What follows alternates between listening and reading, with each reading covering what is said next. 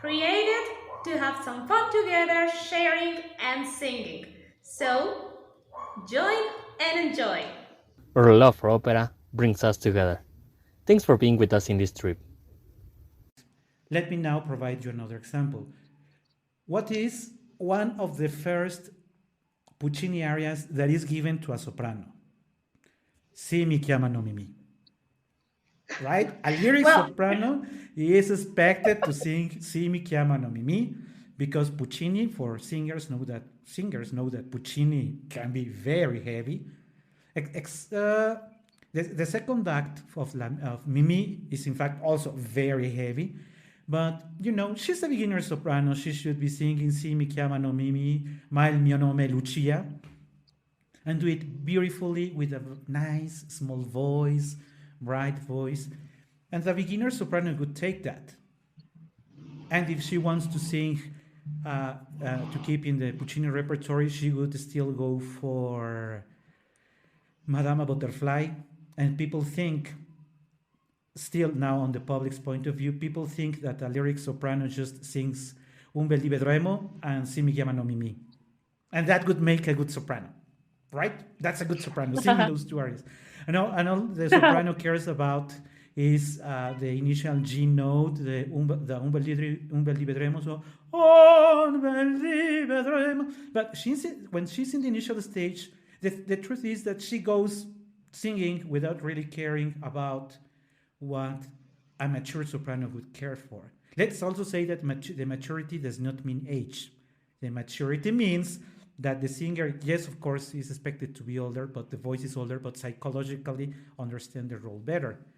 And if you think that Chocho-san, which is to say Madama Butterfly, is a little girl of hardly 15 years, how could the voice of a 15 years old girl could sound?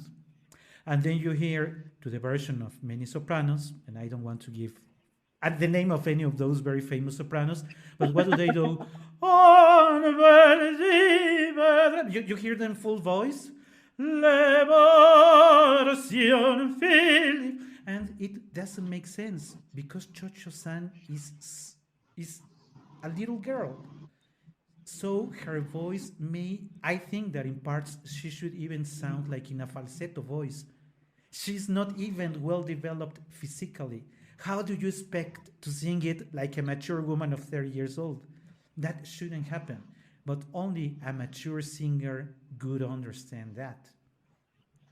And maybe a mature singer would realize that there are parts, and excuse me because I think many people will not agree, that through along Madama Butterfly, there are other pieces that are just as lovely. In the duet with the tenor, there is a part where she says, Vogliate mi bene.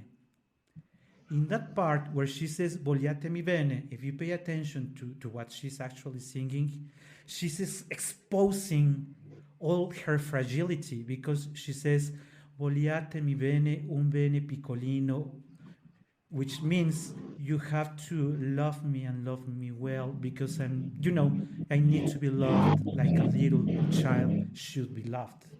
And that's pretty much that part. When you go to that, a mature singer would understand that part cannot be sung as the rest of the duet. But we are again going back to the maturity in the voice and the psychological part of the understanding of the singer. She now would understand that Vogliate mi bene is sung differently. And she would find also that the part of the second act, when she meets with the American consul, that duet that also can just break you apart. If the soprano is mature enough, she knows that the very first phrase that she sings with sharpness, now she's older, of course, but she's still very young. If you recall when she says, "Ed ora noi sedete qui," and she's about to read the letter, and he asks him, takes the letter, and says sulla boca sul core. So she kisses the letter and then put it on her chest. Just imagine the tremendous emotion that you need to sing that with. And we have sopranos whose level of maturity in understanding that role, and they just throw that away. Date sola boca, sol core. You have to sing it like that. You are putting your heart on that letter. And you hear soprano singing, Date sola boca. That is not the way it should. That's impossible. But only maturity gives you that. And when she says siete l'uomo migliore del mondo, incominciate. At that moment, Chocho-san is with her soul in her hands. When you understand that, and the singer can convey that, after that, the sulla boca sul core says, incominciate. That phrase is she's about to hear from the very first time after several years about her, the woman she married, the man she married to. Just imagine how much emotion would you feel after waiting for years. How would you say, incominciate? Even if your voice breaks, it makes total sense. You've been waiting for so long, so that incominciate, even if you lose the intonation, could be perfectly believable because your heart is there. Only a mature singer is able to do that. If the singer is only caring for, oh, no, no, no, that has to be perfectly tuned, even if it is impossible at the interpretation level, it has to be the other way. The interpretation is along, with the technique, but not the other way around. And only a mature singer would understand that. And maybe to start wrapping up that part in the maturity, what I entered there is that the first thing that happens is idolatry. That's the part when the public thinks his favorite singer is invincible. That anything he does, even if it is horrible, they think he is doing it well. And I think you would like to share a comment on that. Yeah. Well, we have to remember that it doesn't exist easy music. We usually think that it is a difficult piece of music because it's playing of virtuosity or high notes, but that's not true. Every piece of music that we have mentioned several times, it's complicated by its own. So, for example, Pia Jesu from El Requiem by Fauré, you can check the score, and it's not. There are not virtuosistic passages or not quite high notes, but try to keep a line.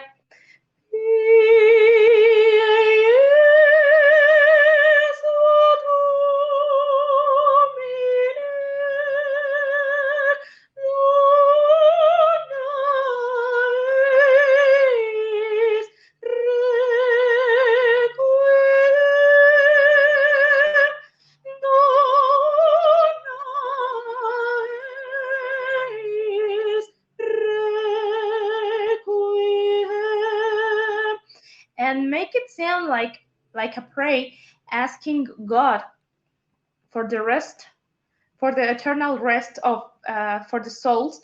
And trust me, it's not easy.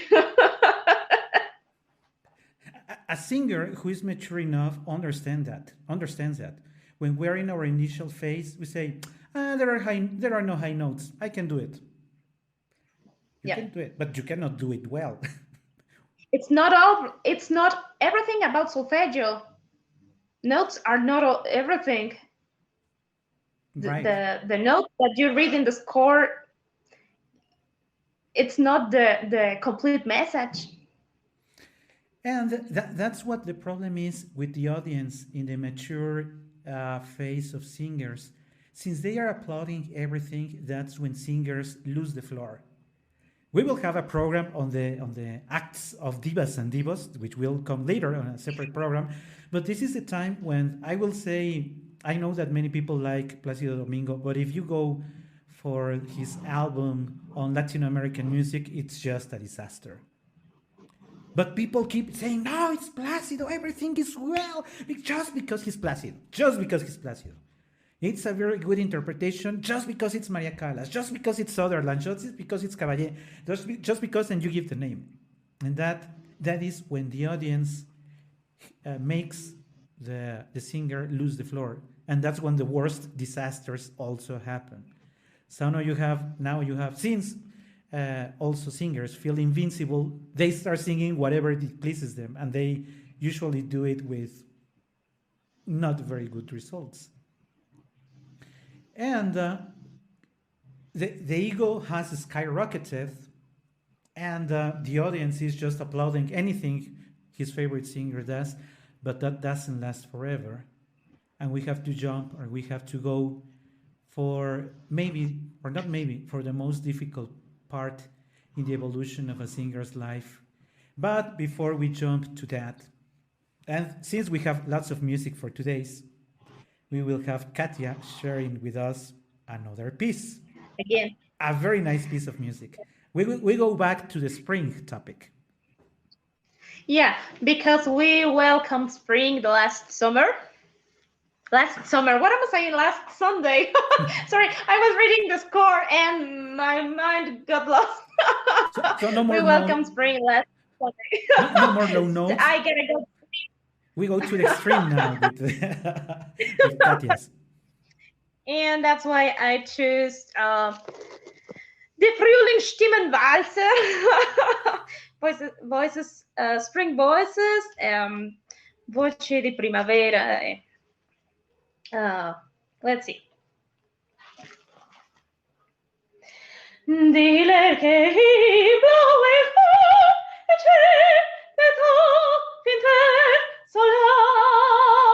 sein boniger Bilder es wird der Frühling in holde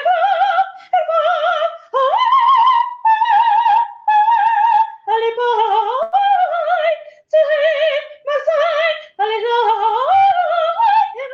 ist es weit da Strom wieder quer so lang Sunshine to spike klingen hört der Wind rein und her diese Stimmen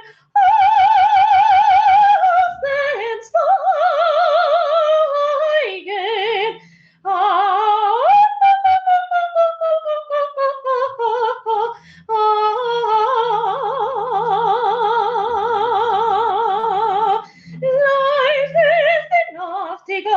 schon die Herbststände Höhen die Königin die zerstörten Schwein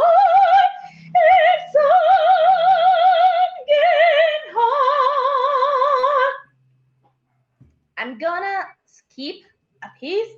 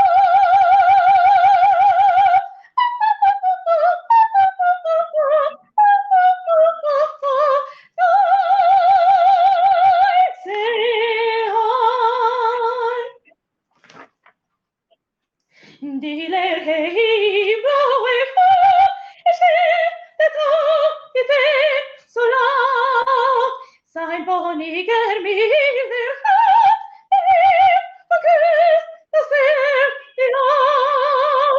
Der Frühling och det var varm, alle bei, so ein, mag sein, alles lau, der Gott ist der Schwein, der Gott ist Gott der Wein. Ah, ah, ah,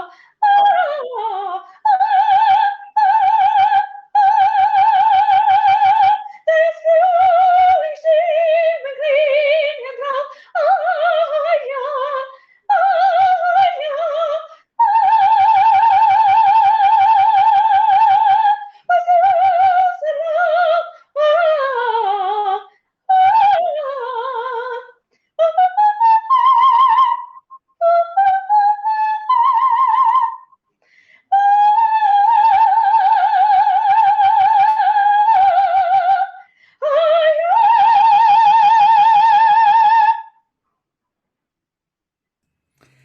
When I noticed you were approaching the end, I already felt sorry because, well, I think I haven't shared it, but my singing teacher was was a soprano with similar characteristics to Katia. So I really got used to all these pieces of music so full of ornaments, high notes, all these pyrotechnics that we talked about. So I am very used to that. Thanks God, that's what I got used to that. Because just imagine if my professor had been a bass. oh my God. I think my perspective of opera could be very different. But since I don't want to start the conversation on the final phase of a singer's voice without singing a piece of myself. And you will soon realize why is it that I put it here. It's going to be Peregrina, of which we have talked in the past. Just remember that I have problems with a section of this song because since I know the complete story of the song, I find it very difficult to keep to separate emotion from the interpretation, provided that I think I feel I understand the emotions around Alma Reed and the former governor of Yucatan. So that's what I am going to be doing. Again, if you notice something is not going very well with the music, with the voice, it's because I am trying to control emotion. So I know you will understand. Okay.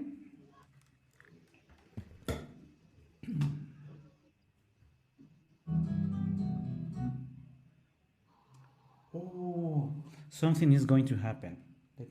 Let me share with you what is going to happen. I will need to change the app because I would like to pay you to notice the music, because I think the music is very lovely and it is a perfect example of what folklore traditional music is for us. It's not that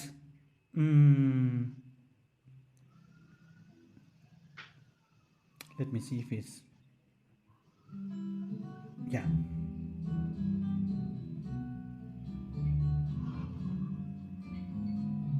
And let me pause it there because if not, I am not going to find the lyrics. I can do just one thing at a time.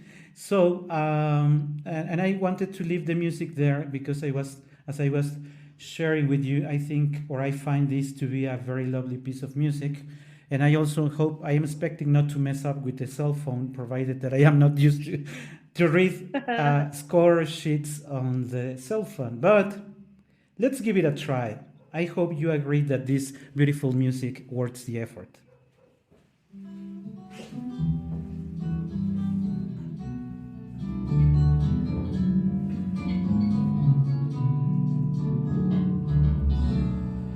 Peregrina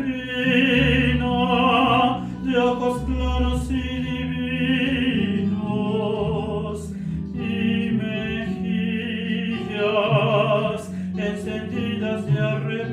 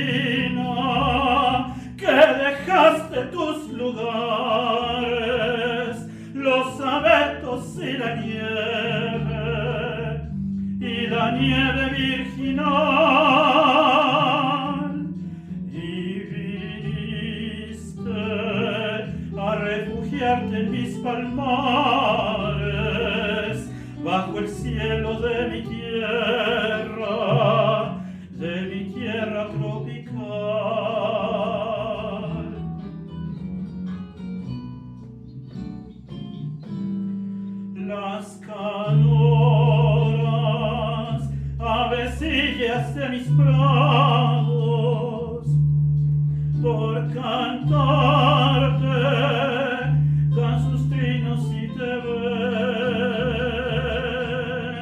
y las flores de nectarios perfumados te acarician en los labios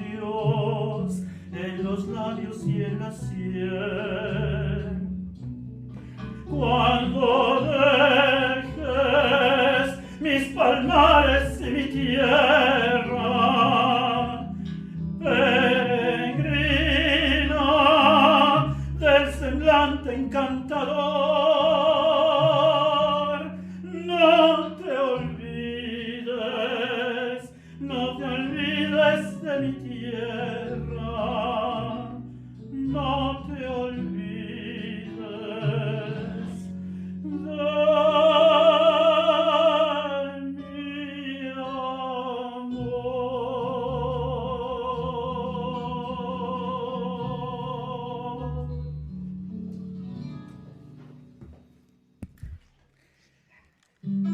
Oh, sorry, that's repeating. I don't know. That shouldn't be repeating, but I am going to I'm going to correct that. You know, and this is the reason why I wanted to share it with you on the final stage of the voice of a singer, is because it is so sad that singers go for some music that is not usually in the repertory until they find their voices very effective. You know, we all, this is the walk of life. After being on the peak of his voice, now the singer finds that he doesn't now have the notes. Sometimes to try compensate that loss of the notes, the singer now wants to exaggerate emotion because he needs to deliver something to the public, and he knows that now he doesn't have the voice. He doesn't have even the volume. So he goes to other extreme, and now he tries to overdo everything, expecting to still be accepted. But in songs like this, like the one that I try to perform, fighting more with the emotion that we than with the score, because the actual notes are very easy to sing. You know, if you noticed, the poem on which this song is based is already so full of emotion. So when you says, peregrina, que dejaste tus lugares, los abetos y la nieve, it's already full of emotion. And maybe if the singer himself finds that he doesn't have the voice even to do that, he may overdo anything just trying to get the applause. So imagine or try to put yourself in the shoes of a singer who knows he's not, he may hardly even be heard by even the front rows of the auditorium where he's singing. Just you may even see those recordings of these singers past their prime, and you can see in their face how stressed they are trying to push to get something that they know that they don't have anymore. I recall two examples. One of the most beautiful concerts in Mexican music, because that's what a Mexican singer, when he doesn't have the voice, he goes for Mexican music, usually. And one of the most beautiful concerts recitals I have seen was by Susana Herner, a Mexican soprano. At the time I saw her recital, she already had a very small voice. She could barely reach an E, the central E, that she could barely hit that note. But she worked so well on the perfection of his music that recital is one of the most beautiful things I have ever seen. She managed to understand her limitations, and she used those in her favor. I recall a recital by Silvia Rizzo, another soprano, who worked a whole program of music not very well known by Lara. not the typical Veracruz and Granada that everybody knows. And she is still in very good conditions, but she did about around 10 years ago, so that you can see that you can do very nice things when you're in maturity. You don't need to reach your final phase to say, okay, since I cannot sing anything, I will sing Mexican music, because that is not fair either, right? And I would like to jump to the public's point of view, but I would also like to have Katya's impressions before I continue doing my comments. Yes, well, I think that it is complicated to accept that you have to leave behind probably one of the most important parts of your life. Because when you decide to sing, it's because, at least in my case, um, I don't imagine myself doing something else but music. So I think that in most of cases it's something similar. So it must be harmful to to leave that behind. But we say it in Mexico, todo por servir se acaba. Right? Yeah, and I think that the point is gonna reach us in any moment. But if you are intelligent enough and humble enough, you can handle and work the right repertoire for your voice, and uh, long the life of your voice as long as can be. I mean, I've heard some teachers that are not as young as me, as young as I am, and they still sing, and they sing very, very, very well still. So I think it's possible. But if you want to try a little bit of this, a little bit of that, maybe your voice's useful life will be shorter. So take care a lot, take care of yourself, take care of your body, and you can extend this sound, this life. But definitely, it has to be very, very difficult to face the moment that you say, well, I won't sing anymore, or not the same roles.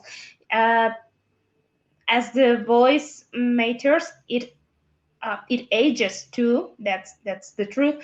But I think that it can end in good conditions if you take care enough. And I think you mentioned something very important, because now the singer is again very vulnerable. He was very vulnerable at the beginning, knowing he wasn't ready, and now he's vulnerable again because he's now very certain he's not ready. He knows those good times are not coming back.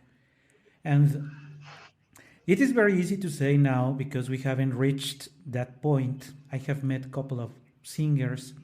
I hope I die before that day arrives. No, because you said it yourself. Just imagine, Tomorrow. even when we are sick, when we are unable to sing what we like to sing, we feel like crap. Just wake up and you say, I have a running nose, I got sick, I cannot sing. Oh my God, I'm not gonna I sing cannot sing again. Queen of the Night. And even you try it and you know that you shouldn't try it because you can hurt your instrument even more. So those 3, 5, 7 days that it takes you to recover are like hell for a singer. Yeah. We have a very hard time when we know we cannot sing because of being sick. Now think of that you've spent a good number of years in your life, and now that it will not come back. But the positive side, if you do it wisely, as Katya just mentioned, you can approach to retiring in a very good way. But that also requires that the public is fair. He knows that his singer. I have read comments going back to Sutherland's, who was one of the most famous sopranos of the past century, and they talk a lot about the recording she had with Alfredo Kraus, Alfredo Kraus was still active even after 10 years, I believe, after that recording. Alfredo's voice is much more healthier than Sutherland's. Let's face it, Sutherland's was not in very good conditions. She had a very hard time reaching that famous scene by Lucia. Let's be fair, she was not in very good conditions. People is usually in denial and they still keep clapping a singer that is not. So he tries to extend his singing in things he cannot do, and one feels very miserable when watching those recordings because you know they are not there. And, uh, or the public may do the opposite. How is it possible that she used to sing Olympia and now she cannot sing that anymore? And instead of somehow supporting the singer, attacks the singer for just the natural aging of a voice. It is not fair. But now the singer is much more vulnerable because he knows those times will not come back. And the other thing is that we usually leave them in oblivion. Everybody forgets about the singer. Most of the singers, I would say 90% of the singers I know that are already retired, most of them live in a very depressive way. They cannot sing. They are not invited to sing any longer. Nobody, nobody cares about them anymore. They are very sad lives.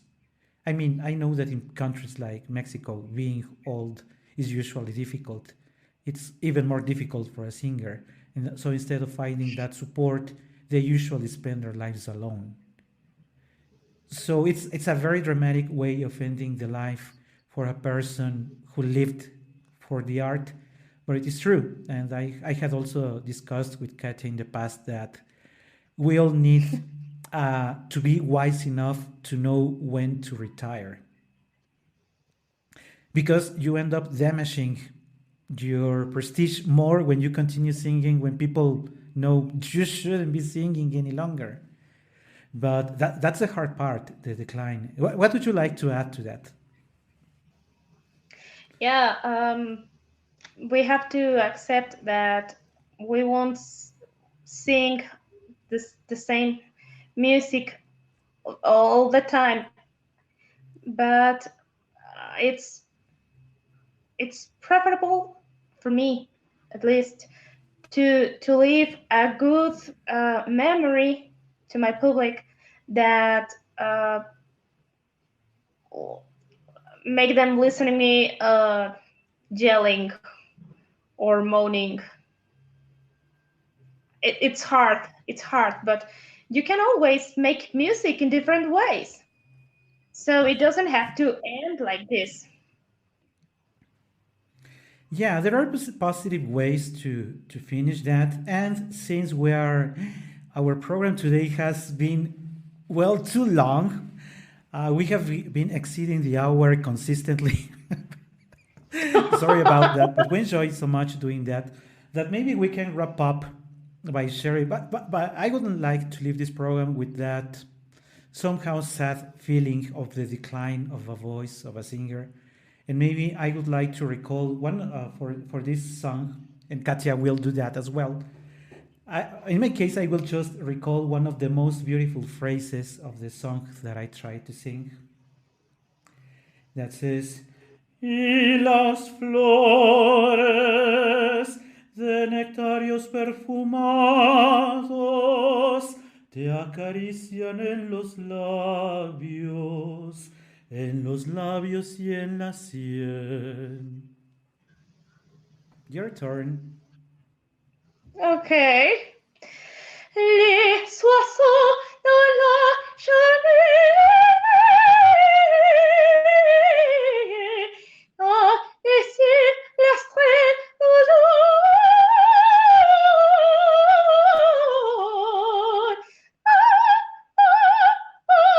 La,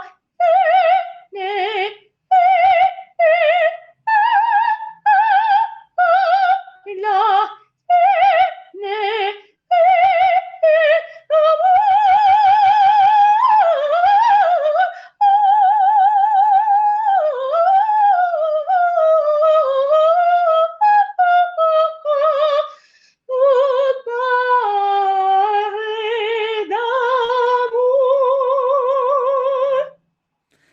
Thanks, everybody. Next week, we are talking about Nobody's Perfect. Thank you. Bye bye.